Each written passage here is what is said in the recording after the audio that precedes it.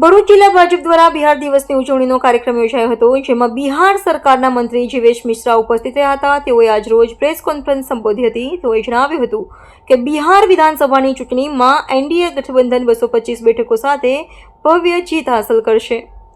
ભરૂચ જિલ્લા ભાજપ દ્વારા બિહાર દિવસની ઉજવણીનો કાર્યક્રમ યોજાયો હતો, જેમાં બિહાર સરકારના મંત્રી જીવેશ મિશ્રા ઉપસ્થિત રહ્યા હતા।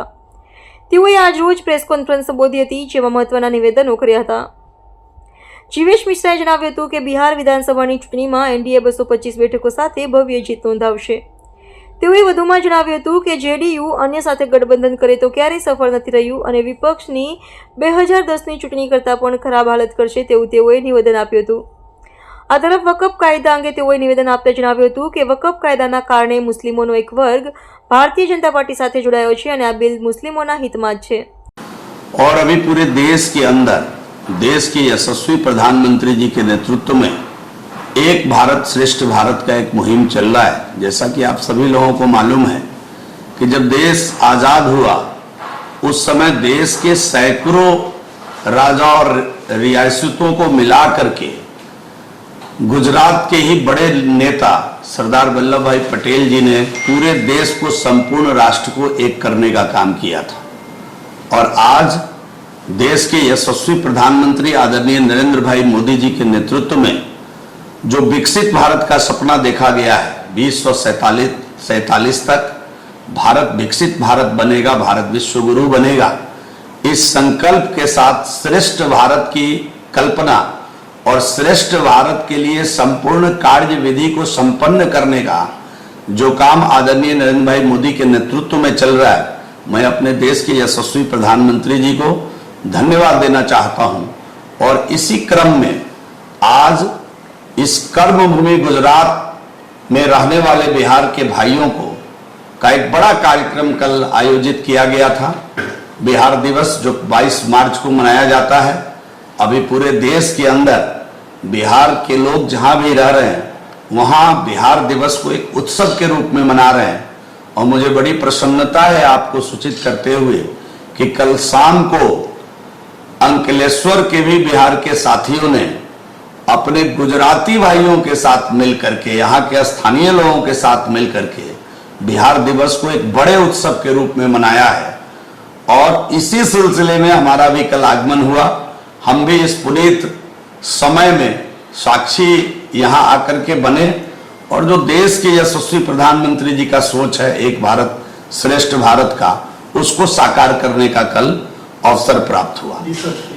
जैसे कि अभी वक़फ़ संशोधन बिल का पारित हुआ है, तो काफ़ी लोग मुस्लिम समुदाय जो है वो काफ़ी बीजेपी से हटके अभी सोच रही है, उसके बारे में आप क्या कहेंगे?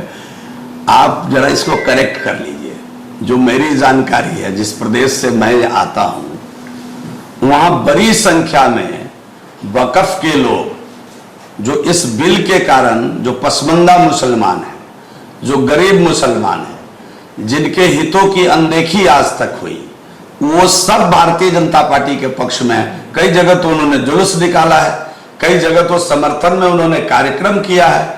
देश के जो यशस्वी प्रधानमंत्री है जिनका नाम नरेंद्र भाई मोदी है, वो सबका साथ सबका विकास में विश्वास करते हैं। और इस प्रकार की ठोस नीति के साथ कि जो वक़फ़ कुछ लोगों के हाथ की कठपुतली बनी हुई थी, आज उसको निकाल करके अल्पसंख्यक के अंतिम व्यक्ति तक विकास कैसे पहुंचे वक़फ़ के माध्यम से, इसकी चिंता यशस्वी प्रधानमंत्री जी ने की है। और आप जरा पता कर लीजिए नीचे उतर करके, आज जो पसमंदा मुसलमान है, मुस्लिम के अंदर जो लचड़ा पिछड़ा हुआ मुसलमान है, उनको इस बिल को पास होने से उनमें कितनी खुशी है। और आपने देखा होगा न केवल बिहार में, देश भर के अंदर कई जगह उन्होंने इसके समर्थन में, यशस्वी प्रधानमंत्री जी के समर्थन में, इस बिल के समर्थन में एक जुलूस भी निकाला है, सभाएं भी की है। सर, वो यूपी में जब महिलाओं के, मुस्लिम महिलाओं के लिए ट्रिपल तलाक का जो कायदा आया था, उसका बेनिफिट बीजेपी को यूपी में इलेक्शन में नहीं मिला, काफी हद तक हो।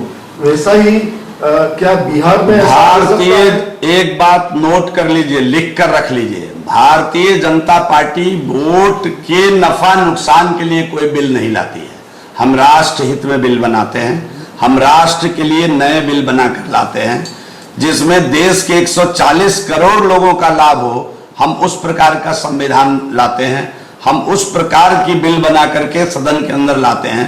इसलिए ये कहना कि 3 तलाक से किसको लाभ हुआ किसको लाभ नहीं हुआ, हम नफा नुकसान, हम व्यवसाय नहीं कर रहे हैं अन्य पार्टियों की तरह।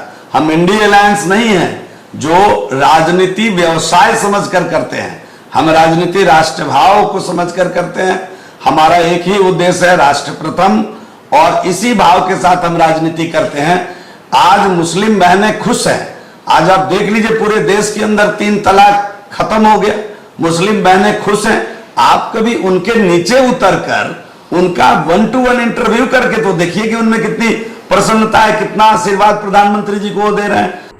रिपोर्टर धर्मेश राणा, अंकलेश्वर।